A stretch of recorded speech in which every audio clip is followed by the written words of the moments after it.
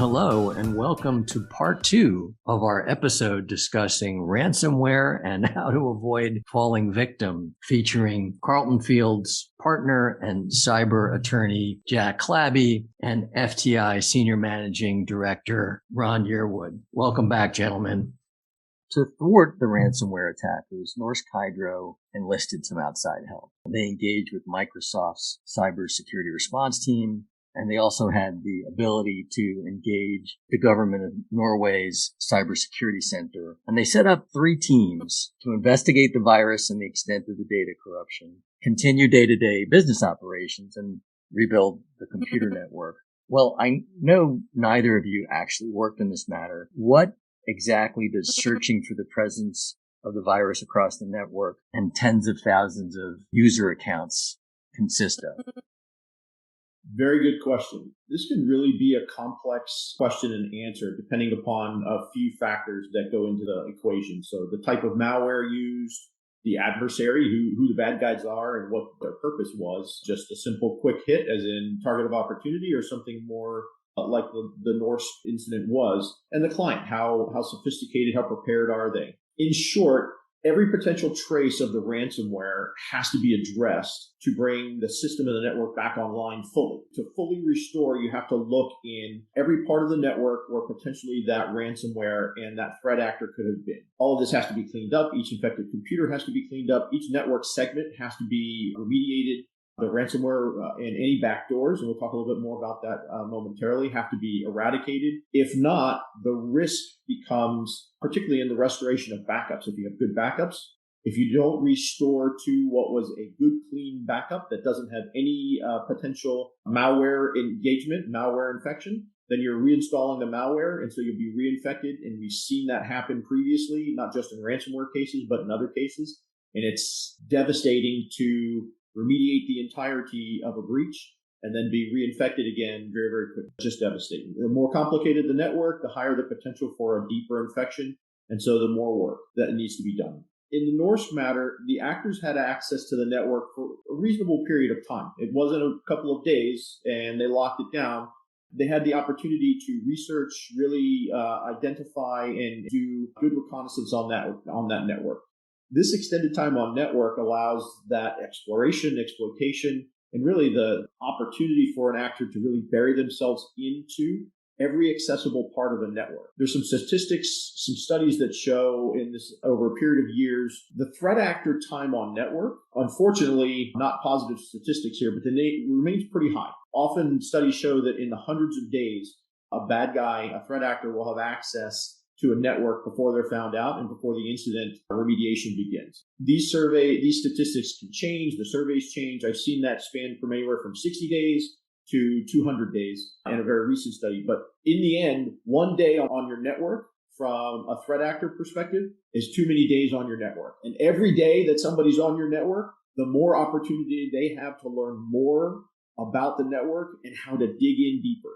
And so again, all of those factors contribute to the deeper the actor is in the network, the more that needs to be done to ensure they are eradicated. So some particularly nefarious things that ransomware can do that highlight how effective the eradication needs to be to declare a system clean, up and running, non-impacted. Some malware, some of the ransomware that we've seen can overwrite the master boot record. So that means that if you don't catch that in your remediation, that inserted code, when the systems reboot and come back up, it'll immediately reinfect, and all of the remediation work is lost because malware is right back, puts you right back in the same thing. It can also do some really, really ugly things from your master boot record perspective. Very, very, very ugly things can happen. I talked about the backups. If they're infected and they're not caught and a system is restored to a backup that is infected, you're restoring an infected system and it'll go right back down into a lockdown mode. Backdoors. One of the things that we see actors do, particularly the more time that they have and the more targeted of an attack there is, they'll establish backdoors into different segments. And so if a network is not adequately segmented to ensure communications are managed appropriately, bad guys will establish backdoors. Those have to be found to, again, eradicate that actor and prevent a reinfection or a secondary victimization. So there's a lot of different things that bad guys do, that hackers will do. a number of different methods that they use to embed themselves in. All of that has to be identified. All of those things have to be eliminated, or there's a reinfection risk. Add to that the concept of hunting across, what is a very vast network with a lot of interdependencies, third-party relationships, really, really global impact. And then you have the tens of thousands of computers that have to be remediated and eradicated. It really is a big lift. That's just a small perspective of some of the things, both of the way that the hackers embed and the type of activity that has to be successfully implemented to clean a network like that. One quick follow-up to you, Ron. You did a great job of sort of portraying just how intricate and complex trying to isolate the ransomware and restore the network so that it's original state before it was infected. How important is it to isolate that root cause of the ransomware infection? The individual email that somebody clicked on or whatever it is that was the sort of the trigger. Root cause identification is critical to eradication. You may not always get to the point of being able to identify who actually was on the keyboard, but identifying how they infected the system is just as important. If you can't identify the specific and individual entry point, it's just as important to identify the infection process. If not, that ransomware is going to remain on the system and that reinfection will happen. Again, we may not always be able to identify who actually infected the computer, but we have to be able to identify when the system was first infected, what the entry points were so that we can then follow those entry points. And that's really important in the process. Follow those entry points and the actions that the actor took. That helps us to then identify where they went and what they did to give us the clues, the evidence of how and where to remove them from the network. It is critical to successful eradication. So we talked about this a little bit earlier. Norsk Hydro took the extraordinary step of rebuilding its computer network. Should that approach serve as a model for all organizations on how to respond to a ransomware attack?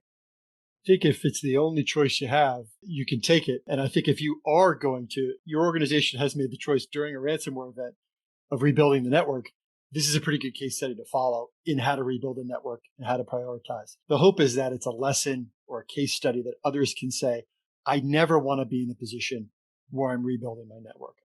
A sophisticated company that's the size of Norsk Hydro, who's planning right now for ransomware attacks, is breached all the time.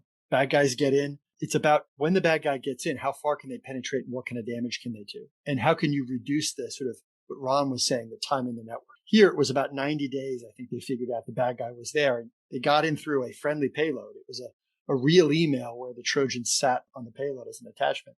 So a very sophisticated entry point with a real email. And you have, I think, as a result of that, some lessons that you can build out from it. One, the importance of obviously social engineering training, but that really wouldn't have helped here. You need the electronic sort of automated detection. And then two, when the bad guy gets in the network, as they inevitably do, how do you make sure that they can't move to other segments of the network? How could you truncate the ability of someone with a certain piece of access credentials to then expand and touch other places and travel so they can drop these payloads throughout the organization? And then three, I think there were some external forces here, decisions they made that were very good. One, I think, was deliberate. The other was a function of there being a Norwegian company. The deliberate one is bringing in your third-party resources on the same day. The folks from Microsoft were actually boots on ground. I think they were in Hungary. They were in some other countries where they were literally there, shoulder to shoulder with the company, fixing the problem, prioritizing and helping. That was a big advantage. They didn't wait a week to hire the experts. And then the second is the Norwegian government supported pretty substantially this effort here. With more recent hack events in the United States, we have seen both law enforcement, like the FBI, helping companies respond to threat actors, particularly nation state actors. And we've seen non-law enforcement parts of the federal government in the US, like the critical infrastructure protection is a big part of that. And then there's some other parts of Homeland Security that can provide assistance that are not law enforcement in nature. Those are three things that kind of come out of this. But one lesson from a policy perspective in the US, I think, is the importance of developing a non-law enforcement entity like CISA in the US that could help companies that are not necessarily critical infrastructure in figuring out what to do when they're faced with ransomware. I don't think often it is, but it shouldn't always be a law enforcement response to a breach like this. A lot of it could be, look, if what your company does touches the financial industry, it touches the power generation, you're going to be able to qualify for some critical infrastructure support. But there are a lot of other industries that are just as important. Manufacturing, provision of sort of online software services don't qualify for all critical infrastructure. And I think there could be something like that here that I think would help solve it a little bit more. So that's a little bit of my policy take on it. But in terms of the takeaway for our companies, bad guys are going to get in. It's what happens and how long they're allowed to stay in that's an issue. Some companies will hire managed security providers who will watch the network. And I tell clients, okay, if you're going to turn on a managed security platform, you are going to find something on the first day.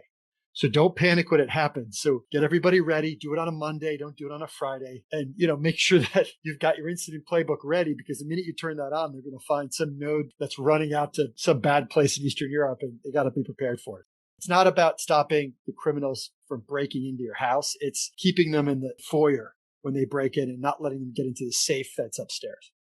So, I think we've mentioned this several times. It really only takes potentially one suspicious email open to unleash a ransomware attacker onto your network. So what steps should organizations be taking to limit the damage resulting from somebody clicking on a malicious email? In general, good practice, good hygiene, good culture, these are all important to helping to prevent that damage. It's not just about prevention, but it's also about response during the potential event itself. And there are a number of things that an organization can do. We've talked about this previously, but training, really ensuring that the first line of defense is prepared and educated, but also that reduces stress and it provides ability and empowers them to respond better during an actual event. Train them on what the evolving threat looks like, good current information so that they see how it's changing.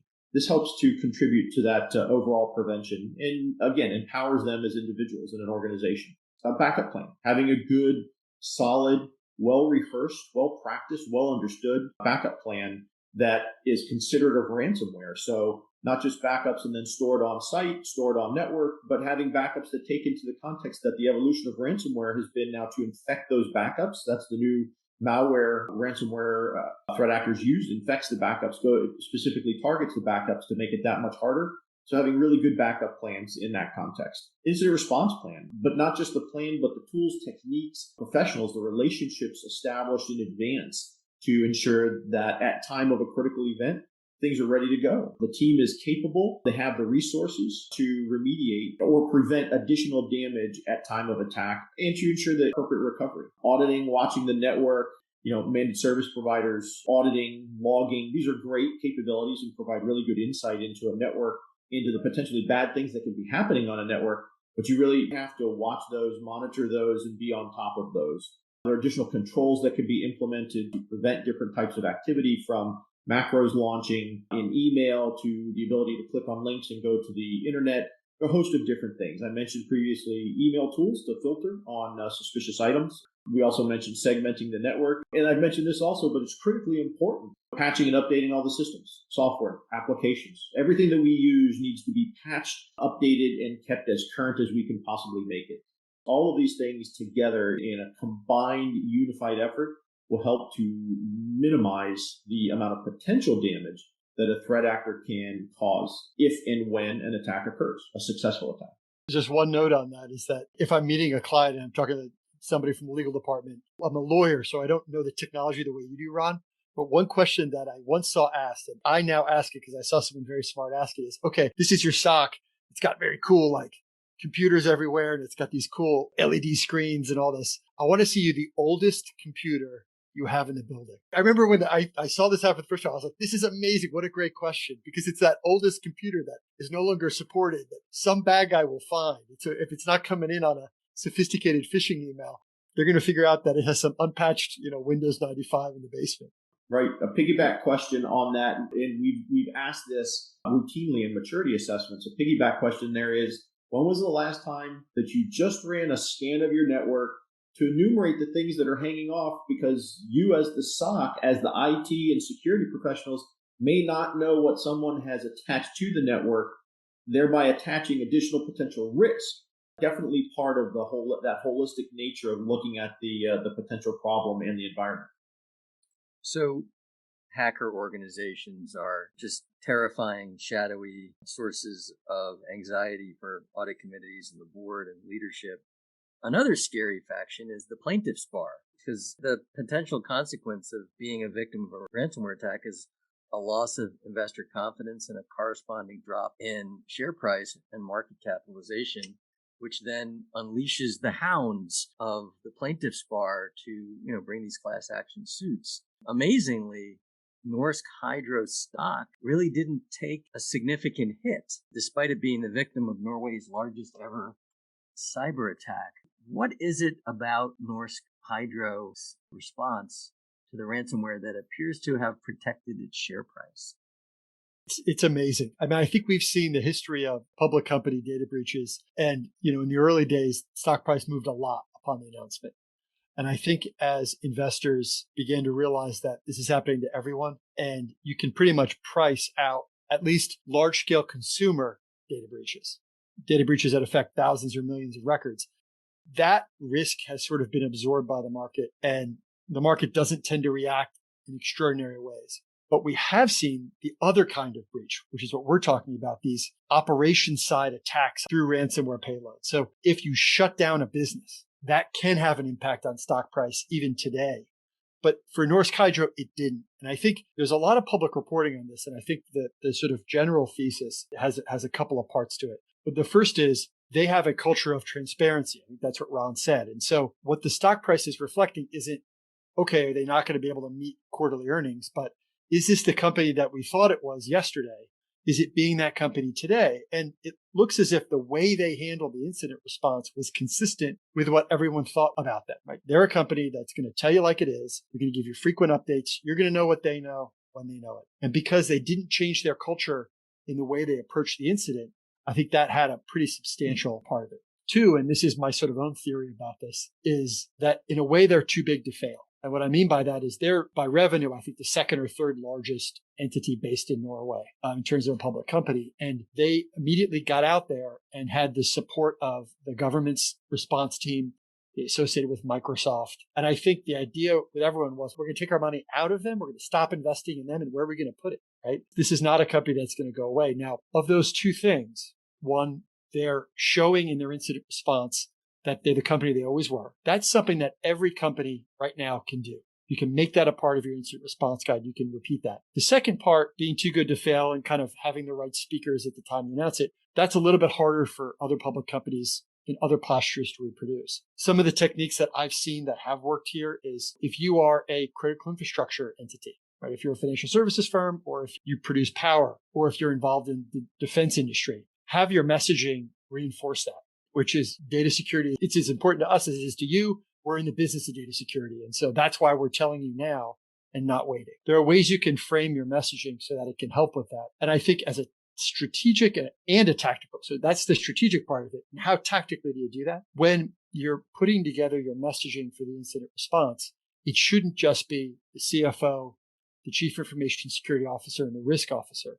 It should also be your chief marketing officer. It should also be your inside and outside media relations folks and your government relations folks, because everyone's going to bring a different skill set here. The idea of doing these daily briefings that Norsk Hydro did was absolutely brilliant, absolutely brilliant. And I think that was at the core of it. Some very smart person must have said, we got to do these briefings. If we're going on transparency, let's go all in. Let's do it the way we want to do it. And I think that was a very sort of cool way of dealing with it. For US companies that are public and have these incidents, two pieces of advice to avoid shareholder lawsuits. One is no lies, and then the other is no mismanagement. And that's true both before the breach and after the breach. The idea of if the stock price does move and it moves on a cybersecurity event, for a group of shareholders to sue, they need to show a lie that was proven true by the incident. And so if you're out there saying we have best-in-class cybersecurity and you put that in your public disclosures, and you don't have best-in-class cybersecurity, well, then don't say you have best-in-class cybersecurity, because then if there's an incident and the stock price moves, you're going to get sued. If you don't have best-in-class security, say, we face risks relating to cybersecurity. We comply with the law, period. Leave it at that. Don't go beyond it and try to score marketing points in your public disclosures. Make sure that they're in fact true. Don't just copy from what others are doing. Fly spec them yourself. Like hanging fake security cameras outside your building. Or if you haven't been ISO certified, don't put that on your emails. So there's a part of that. You can say, annually we do penetration testing. That's a truthful statement. You can say that. But don't say best in class if it's not best in class. Sometimes I'll get first drafts from a client of letters that they want to send out after a breach, and it will say all that stuff. And I'm not going to redline it. We'll have a call and I'll say, okay, what's the basis for the statement that you have best in class cybersecurity? And they kind of hem and haw. And the kind of position that I'll say after that is, okay, that's the first question you're going to get from an analyst. That's the first question you're going to get from a newspaper reporter. You're going to get these questions. You can't write that if it's not true. And if it's true, you better have a nice stack of things that you have that say it, that you're ready to push across that table to give to a regulator or to give to a plaintiff's attorney who's investigating the incident. Another important point you make of crisis communications as an extension of crisis management planning. Who's fronting the press and what are they going to say? Because I think we've all seen horrifying examples of someone just winging it in front of a room full of reporters, and the situation went from bad to worse really quickly just based on not thinking through what these public comments should sound like. That leadership in culture can really instill confidence in the response. That leadership, transparency, and willingness to take on all of those challenges and address them in a direct way can really instill confidence in that response in both the organization, its shareholders, and the public. Very, very important and often overlooked, particularly the organizations that have been up till that point blessed where they haven't had a major incident. So it's not something that they had to think about. And it sort of goes back to the wisdom of planning for the storm on a sunny day, just thinking through how will we go about handling ourselves when things are not going particularly well. So Norsk Hydro's CIO was one of the executives that was sort of out front in this whole incident as it was playing out in a very public way. And he described cybersecurity as asymmetrical warfare, in which companies have to execute their cybersecurity protocols perfectly every day, and yet a cyber attacker just needs to be lucky once, which is, really a great way, I think, of describing how daunting a task it is and the enormity of it. So what is it about the Norsk Hydro matter that every organization should really seek to assimilate into their approach to securing their networks?